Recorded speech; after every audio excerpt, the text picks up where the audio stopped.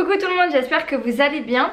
Aujourd'hui on se retrouve pour une nouvelle vidéo sur qui gère mon appartement au Maroc en fait. Vous avez été beaucoup à me dire mais comment tu fais, est-ce que c'est en agence, pas en agence, comment t'as trouvé la femme de ménage, comment tu fais pour avoir confiance, etc. Donc en gros je vais essayer de vous expliquer cette partie là.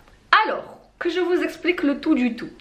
En gros il y a deux possibilités. Vu que je suis à distance pour le moment, même si je fais beaucoup d'allers-retours, d'ailleurs tout le mois de janvier je serai au Maroc, donc je vais pouvoir filmer tous les jours et tout, ça va être trop bien. Donc, si jamais ça vous intéresse, n'hésitez pas à me suivre sur Snapchat ou Instagram, je vais poster dans les deux stories. Alors, je vous disais, en gros il y a deux possibilités. Soit vous mettez votre appartement en agence. Donc il faut savoir que l'agence va gérer votre Airbnb, va gérer vos entrées, vos sorties, va gérer le ménage. Mais vous allez devoir payer, puisqu'il y a un coût forcément, ils font un travail donc forcément il faut les payer. Donc c'est entre 20 et 30%, ça dépend. En général ça tourne à 20%, parfois c'est 25% quand il y a des suppléments, quand il y a des services en plus, mais en général c'est entre 20 et 25%. J'ai vu des agences qui étaient dans les 30%, donc voilà ça existe.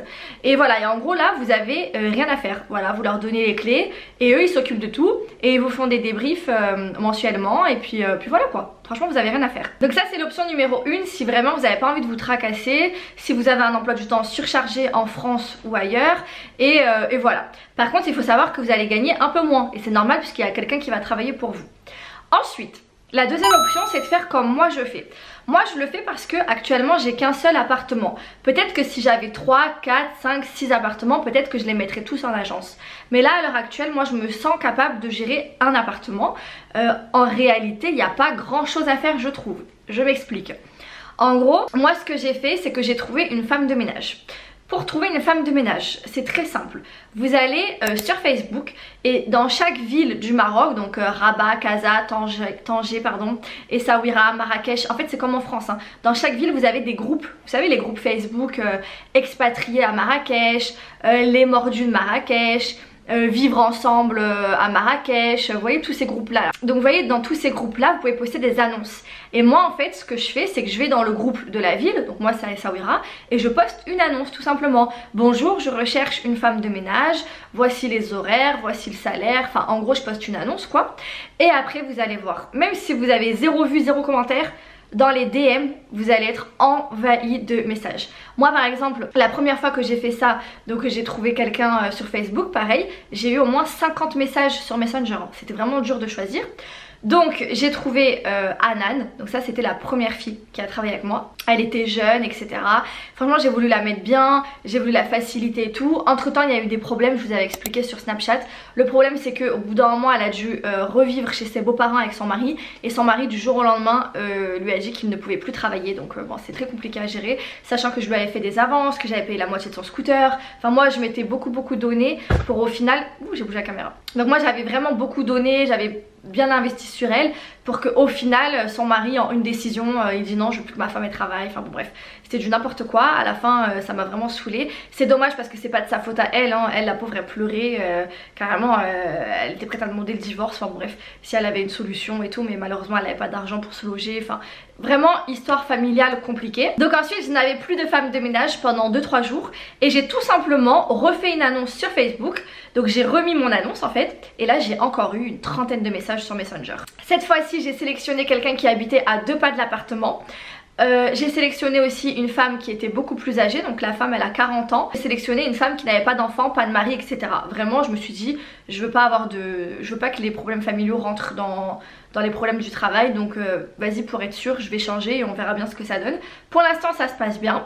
Donc en gros elle est venue chez moi donc pendant que j'y étais, donc moi je l'ai prise pendant 4 jours d'affilée. Donc pendant 4 jours elle faisait le ménage chez moi pendant que moi j'y étais. Je l'aidais et tout ça, enfin en gros c'est comme ça qu'on a fait connaissance, c'est comme ça que je vois si la personne elle est fiable ou pas fiable, voir le ressenti que j'ai etc. Puisque oui quand je recrute la femme de ménage je suis sur place, moi je préfère voir la personne avant et en général je prends 4-5 jours sur place. Je poste mon annonce la veille de mon départ et quand j'arrive le lendemain je fais venir 2-3 filles dans l'appartement et je teste, ou alors une seule si la première je la sens bien etc. Et en gros ben voilà la personne elle fait le ménage pendant 3-4 jours d'affilée chez moi. Donc une journée elle va faire les parties communes de l'immeuble, une autre journée elle va faire le toit de terrasse, une autre journée elle va faire l'intérieur de la maison, etc. Et c'est comme ça que je vois si elle est bien, si elle est pas bien. On mange ensemble, je lui explique le travail, je fais un tour de l'appartement avec elle, je lui explique le linge. En vrai, je lui fais vraiment un topo et je veux que ce soit comme ça quand moi je pars. Quand moi je suis en France, je veux que ce soit comme ça. Et c'est comme ça en fait que je forme la femme de ménage en étant sur place. Ça me prend 4 jours. Et voilà, vraiment en un an, j'ai été que 2 fois pour le changement de femme de ménage. Donc c'est pas grand chose en vrai. Et voilà, donc je lui explique qu'on a un planning en commun. Je lui mets l'application sur son téléphone, je lui explique qu'elle aura son revenu tous les mois. Donc moi je vous ai expliqué, je lui donne 200 € par mois et elle peut travailler entre 4 jours minimum par mois jusqu'à 18 fois par mois. C'est très rare que ça arrive 18 fois, je ne pense que ce n'est jamais arrivé. La moyenne c'est 10 fois, donc vous voyez je la paye quand même bien, puisque je la paye 200 dirhams par jour en moyenne. Parfois elle vient que 4 fois dans le mois et elle a quand même ses 200 €. En fait elle a quand même un fixe. Et moi la femme de ménage elle travaille entre midi et 15 h. De midi à 15 h elle travaille. Ça veut dire qu'après elle peut se trouver un autre travail à partir de 16 h ou alors le matin, etc. Elle peut compléter avec un autre travail, c'est pas mon problème. Mais moi il faut que tous les jours elle soit disponible de midi à 15 h. Parce qu'il y a des gens qui peuvent réserver à la dernière minute ou parce que selon le planning quoi. Après s'il y a des gens qui réservent pendant 2 semaines, elle prend ses vacances pendant les 2 semaines ou alors elle fait d'autres missions à côté. Enfin, mais en gros moi il faut qu'elle soit quand même disponible quand il n'y a pas des longues réservations. Vous voyez ce que je veux dire? Ensuite tout se passe par WhatsApp. C'est à dire que moi quand je vois qu'il y a un client qui va arriver aujourd'hui, je lui envoie bonjour ça va, tu vas bien et tout, oublie pas qu'il y a un client aujourd'hui. Elle me dit oui je sais. Après moi je vois quand elle contrôle le planning, parce que ça me fait une petite notification quand elle contrôle le planning. Donc je vois qu'elle contrôle le planning tous les jours pratiquement. Mais voilà, en fait on marche vraiment comme ça. Il faut savoir aussi que j'ai pris en photo sa carte nationale recto verso. Donc moi la femme de ménage je lui ai proposé d'être déclarée, donc d'avoir un contrat etc. Pour le moment elle veut pas puisque c'est le début et je comprends. Par contre je lui ai dit que par la suite j'allais lui faire un contrat puisque moi je préfère en fait avoir un contrat, je préfère être dans les règles en fait au Maroc. Donc voilà, donc là je laisse quelques mois et après je lui ferai un contrat. Et avec le contrat, même si moi je paierai un peu plus, c'est pas énorme, franchement c'est pas énorme, la partie charge salariale c'est vraiment pas énorme par rapport à la France. Donc moi ça me dérange pas de rajouter plus. Et puis si ça se passe bien, je trouve que le contrat c'est intéressant. Et après en plus de ça elle pourra bénéficier de la sécurité sociale. Donc voilà. On m'a demandé aussi pour les machines à laver comment elle fait. Donc en fait moi j'ai un roulement, c'est à dire que pas que une serviette, une couette, vous voyez j'ai tout en triple, quadruple, même des fois j'ai en 6 fois, enfin bon, bref. Donc du coup ce qui se passe c'est que elle quand elle vient à midi, elle enlève tout le linge sale. Elle fait de suite tourner une machine à laver qu'elle étend. Ensuite elle fait le ménage et tout pendant 2h30 à peu près. Donc elle fait tout le ménage etc pendant 2h30 à peu près. En même temps elle met les draps propres puisque j'ai des draps propres en stock. Et ensuite avant de partir elle enlève tout le linge qui a séché, puisque là-bas il fait chaud donc en 2h, 3h c'est sec. Elle enlève tout le linge qui a séché et elle le range dans le petit garage qui est en haut sur le toit terrasse pour la fois d'après. Donc en fait elle fait un roulement comme ça, donc j'ai mis une machine à laver directement sur le balcon. Vous pouvez la mettre dans la cuisine aussi. Voilà, mais en gros j'ai une machine à laver dans l'appartement, comme ça elle peut faire son roulement. Et donc elle sait très bien que la première chose qu'elle fait quand elle arrive dans l'appartement c'est enlever tout le linge de lit et le mettre direct à laver. Donc voilà, donc moi chaque mois en fait je lui fais son versement via le RIB. Ensuite je paye mes factures via la banque. Ça je vous avais montré dans la précédente vidéo comment je fais pour payer les factures, c'est-à-dire l'eau, l'électricité et internet. Et voilà, et après avec elle j'échange principalement par WhatsApp, tout simplement WhatsApp. Et le planning qui est gratuit, je vous ai déjà parlé plusieurs fois de cette application. Je crois qu'on dit Time Tree, un truc comme ça, j'ai pas d'accent. Mais voilà, c'est comme ça que je gère moi. Et franchement pour l'instant je m'en sors bien. Après voilà, il n'y a pas grand chose. Ah oui, il faut savoir que la femme de ménage, elle fait une vidéo avant et après chaque sortie. Puisque moi vu que j'ai une boîte à clés, je préfère avoir une preuve, c'est-à-dire que quand elle a fini le ménage, elle me filme tout. Mais quand je vous dis tout, elle me filme l'intérieur des toilettes, elle me filme l'intérieur des tiroirs de la cuisine, des placards, etc. Comme ça, s'il y a un vol, je sais qui a volé en fait, je sais d'où ça vient. Et aussi, moi j'ai la certitude que l'appartement était propre, que tout a été changé, etc. Et puis moi en même temps, c'est comme ça que je vérifie son travail. Donc à chaque fois qu'il y a une entrée ou une sortie de client, je vois le travail qu'elle a effectué, je vois si les gens ont laissé l'appartement en bordel ou pas, je vois comment elle a rendu l'appartement. Et voilà, je trouve que c'est bien d'avoir des preuves comme ça et elle m'envoie tout sur WhatsApp. L'entrée dans l'appartement se fait à partir de 15 h.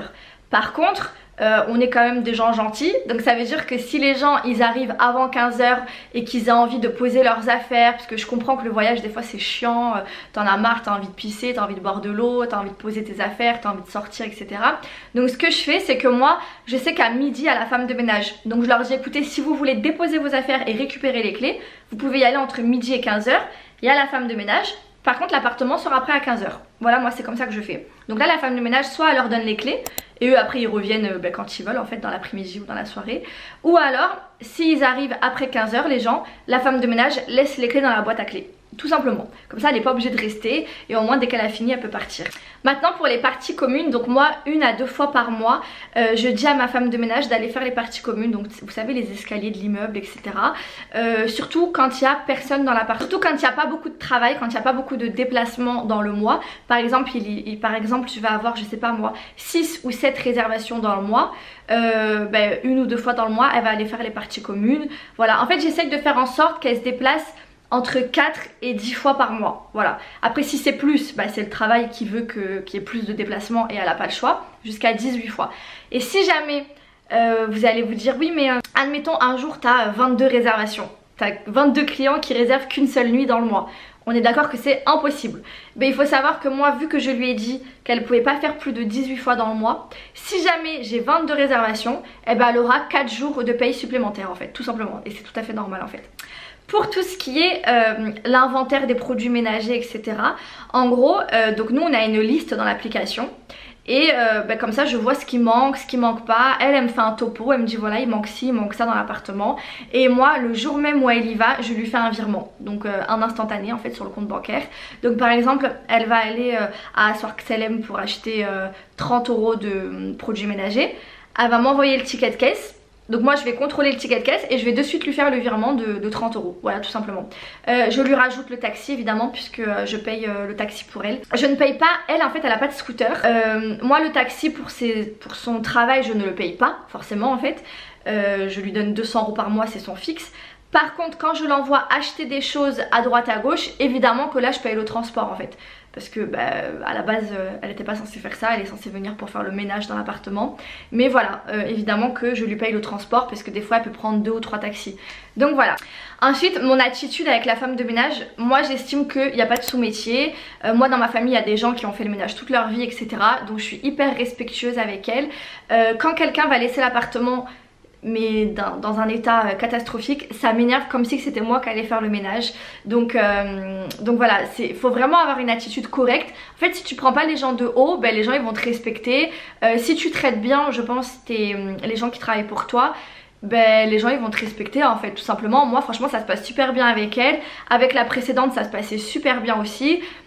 J'essaye par exemple une fois tous les 2-3 mois je fais des colis pour le Maroc où je vais envoyer des luminaires, des choses qui ont un peu cassé ou de la déco. Des fois voilà je fais les boutiques sur Montpellier, des choses qui me plaisent, je vais les mettre dans le colis en fait. Et en même temps dans le colis je mets des petites attentions pour la personne. Quand moi je suis sur place avec elle, par exemple je pars une semaine en vacances dans mon appartement, elle va venir avant et après je vais l'inviter à manger dehors, on va parler, enfin voilà. Moi je suis très, je sais pas comment dire, moi j'aime pas avoir ce statut de donner des ordres etc.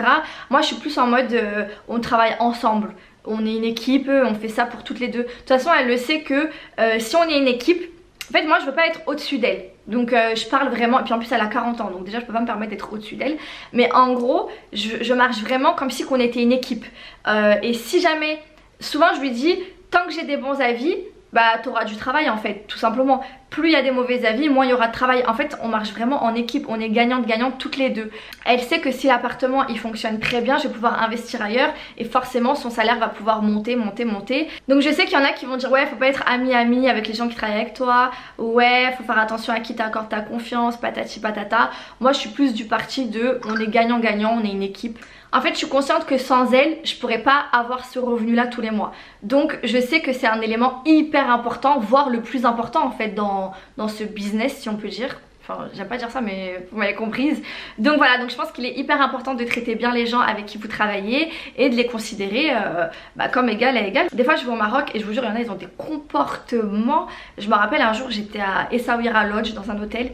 Il y avait un mec qui avait investi dans ce lodge, donc qui avait acheté un appartement. Genre rien de fou, il avait juste acheté un appartement dans ce lodge. Mais comment il parlait aux serveurs et tout, moi franchement ça m'avait choqué. Enfin bon, ah oui. Et vu que c'est moi qui gère le logement, ben forcément c'est moi qui gère la messagerie Airbnb. Donc en fait les gens ils reçoivent automatiquement un message de toute façon avec les codes patati patata. Évidemment je change les codes de la boîte à clés très souvent, voire pratiquement tout le temps. Mais voilà, ils reçoivent directement le code etc. Et après ils m'appellent directement sur WhatsApp ou moi je leur envoie un WhatsApp avec la localisation exacte, avec la photo de l'immeuble. S'ils trouvent pas, je les ai au téléphone. S'ils trouvent... ils m'appellent pas en fait tout simplement. Parfois ils sont juste en bas de l'immeuble et quand il y a encore la femme de ménage en train de nettoyer, la femme de ménage descend leur ouvrir la porte, elle les accueille, elle leur explique etc. Elle leur donne les clés, voilà quoi. En fait moi je vous dis hein, c'est pas très compliqué, difficile, vraiment je comprends pas les gens qui disent ouais c'est trop la galère pour gérer un appartement à distance, comment tu fais, patati patata. Moi je trouve que... Je sais pas, moi je trouve pas que c'est quelque chose de compliqué. Je pense que les gens ils se mettent beaucoup de barrières pour rien. Et si tu te mets trop de barrières, tu feras jamais rien dans la vie. Essaye avec un appartement. Je dis pas qu'avec 3, 4, 5, 6 appartements j'arriverai à gérer toute seule. Peut-être que je ferai appel à une agence. Mais de toute façon j'aurai jamais je pense 3, 4, 5, 6 appartements. Enfin je sais pas ce qu'on me réserve mais voilà. Mais en gros franchement ne vous dites pas ouais j'ai envie d'acheter au Maroc mais je peux pas parce que je sais pas qui va gérer mon logement. Non. Ça c'est un détail en vrai. Une fois que vous allez être au Maroc, que vous allez faire votre premier investissement et tout ça, je vous jure qu'il y a plein de gens qui cherchent du travail. Vous allez trouver quelqu'un de confiance. C'est comme en France en fait hein. Il y a des gens de confiance partout dans le monde et il y a des gens qui sont pas de confiance partout dans le monde. Et je pense que si vous êtes droit, si vous êtes réglo, si vous faites les choses carrées, je pense que ça peut que aller. Si jamais vous voulez prendre quelqu'un à plein temps, sachez qu'il faut donner au moins 350 € par mois. 350 € c'est le SMIC. Pour que la personne soit vraiment satisfaite, il faut donner 400 € par mois. Voilà, ça c'est des salaires corrects hein. C'est pas vous n'allez pas donner 300 € par mois. Je suis désolée, moi ça me choque quand il y a des gens qui donnent 300 € par mois. Ça me choque. Moi ça me choque. Moi pour moi il faut donner au moins 350. Enfin là vous allez vous dire oui 50 € c'est pas énorme. Mais en gros 3000 ou 3500 dirhams. Vous voyez. Moi je trouve ça un peu choquant de donner que 3000 dirhams à temps plein. Je trouve ça un peu choquant, ce qui revient à peu près à 10 € par jour, ouais, ou 12 € par jour, je trouve ça un peu choquant. Donc voilà, moi en tout cas si jamais demain la femme de ménage doit passer à temps plein, ça sera au moins 3500 dirhams par mois. Là pour l'instant elle n'est pas à temps plein, donc elle est à 2000 dirhams par mois et elle vient minimum 4 fois par mois. Donc voilà, j'espère que j'ai fait le tour, que je vous ai tout bien expliqué. Si jamais cette vidéo vous a plu, n'hésitez pas à liker ou à vous abonner à la chaîne.